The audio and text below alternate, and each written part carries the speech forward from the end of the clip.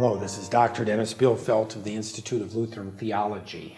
Today we're talking a little bit about philosophical underpinnings of theology in the High Middle Ages. We talk about the High Middle Ages being the 13th century and the great synthesis brought about by Thomas Aquinas, who of course lived from 1225 to 1274. Now, everybody who's ever gone to college and taken a course in the philosophy of religion, and probably even a course in Introduction to Philosophy, has been at least sensitized to the so-called arguments for the existence of God that flowed from the pen of Thomas Aquinas, the so-called 5 ways. And yes, he does have 5 arguments for the existence of God, but these are not all arguments that he just came up with on his own. He took existing arguments and he put them to good service in proving the existence of God, he thought. And basically the first argument is the argument from motion. And this comes by way of Aristotle. It's Aristotelian argument, because when we talk about motion, we talk about the collapse from potentiality into actuality. These arguments start with a look at the world. This is part of his so-called conversion to the phantasm. You look at the world, you have a certain experience. You have an experience of motion. There are many items in the world where potentiality is being collapsed into actuality. Potential, actual. And of course, something has to do that, but the thing that does that is actual. Well, it's been collapsed from potentiality into actuality by something else that is actual. But of course, this thing has been collapsed from potentiality into actuality by something else that is actual. And according to Thomas Aquinas, this series of collapsing cannot go on to infinity, because if it were to happen that way, there would be no first act which brought about subsequent actions, if you will. There would be no first mover that brought about subsequent movements. So what he's arguing, of course, is that it's unthinkable to have an infinite series here in the order of movement. And because it's unthinkable to have an infinite series in the order of movement, there must be a first mover. And of course, then he says, this we all know is God. And I think a little reflection upon this, most students are going to see that, well, why can't you have an order of infinity? Every time I think of a number, I can think of one before it, right? So why would it not be the case that for any motion, there is just a prior motion? Why must there be a first motion? And then, of course, the other big step in the argument is, even if you did come to a first mover, why would we necessarily identify that as God? I mean, maybe the argument works back to the Big Bang, right? But then why would we identify that somehow as God? There's so much to say about this. I could talk for 2 hours on this one argument, but I'm not going to do that in this course. I just want you to have heard the argument, to see that what Aquinas is trying to do is he's trying to use reason, the resources of reason and philosophy on its own, to independently establish the existence of God.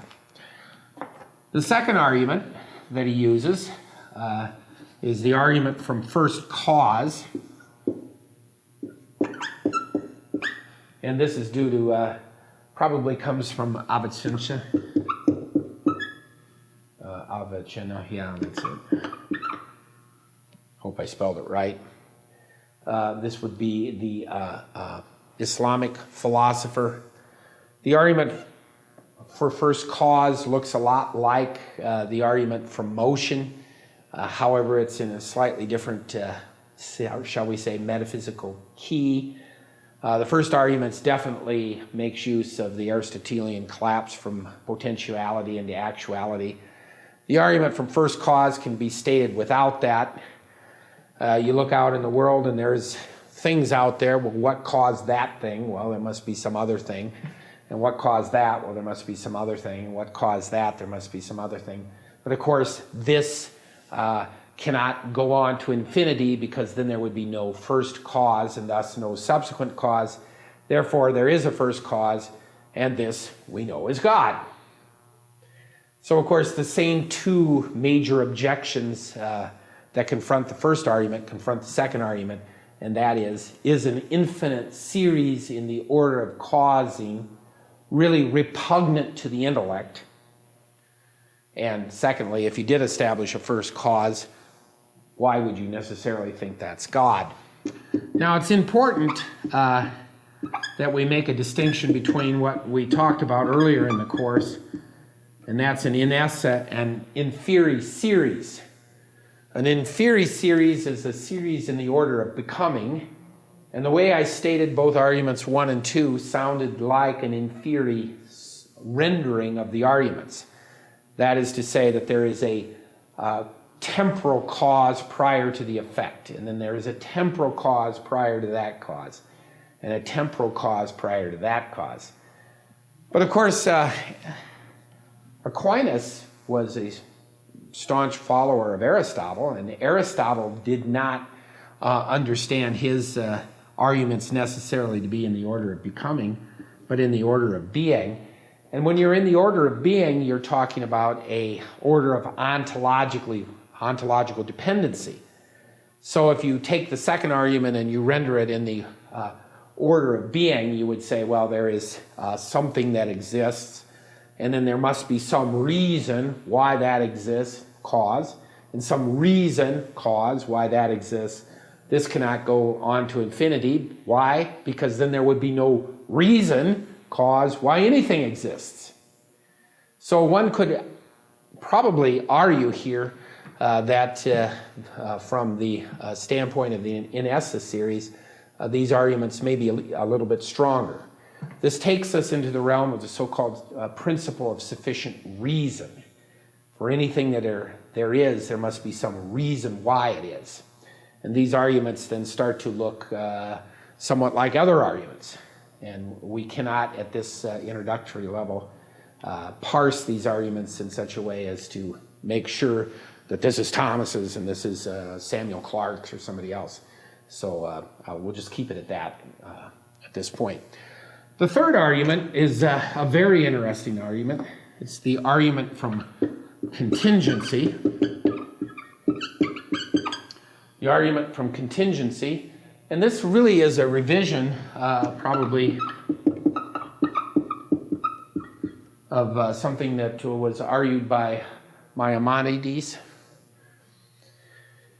And the basic argument from contingency is you look around and you say, oh, there's things in the world that are, but they might not have been, right? A contingent thing is a thing that is, but could have perhaps not been. A necessary thing is a thing that is, but it's not possible for it not to have been, right? So a dying swan, if you will, would be a contingent thing. But, of course, the 2 + 2 = 4 would be a necessary thing, right? So if you look out in the world, you see that there are things in the world that are but might not have been.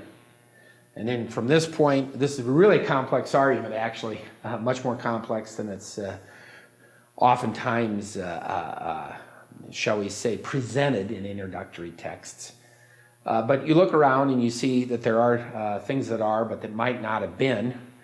And you say, okay, if there are things that might not have been, and basically then the argument goes a couple ways. I'll just get to the meat of it.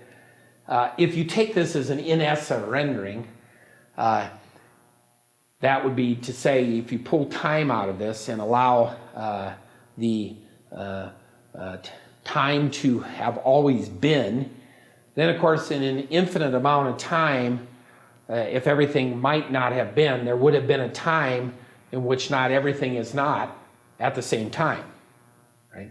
There is a time in which everything is not simultaneously.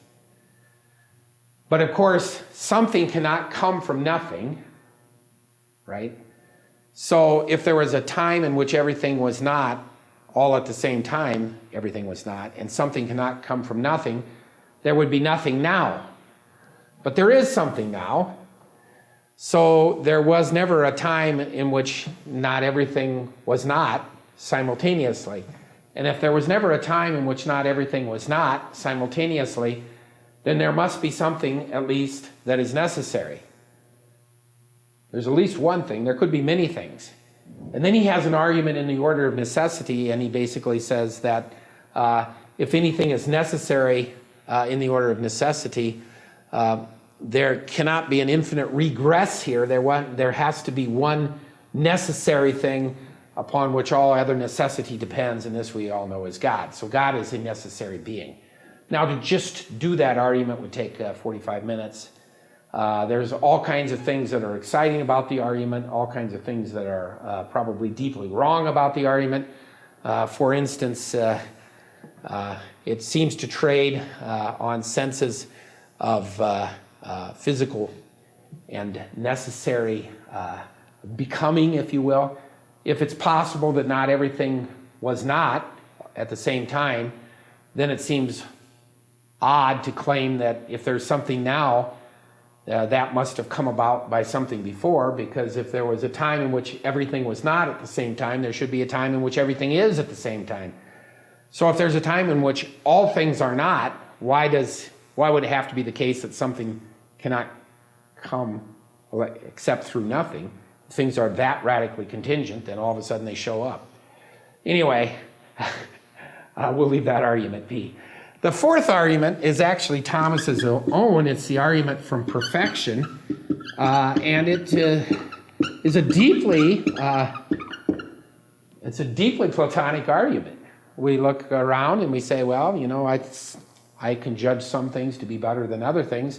What is the necessary condition for the possibility of that judgment? Well, there is a standard of goodness by which we can judge some things deficient, and this we all know is God.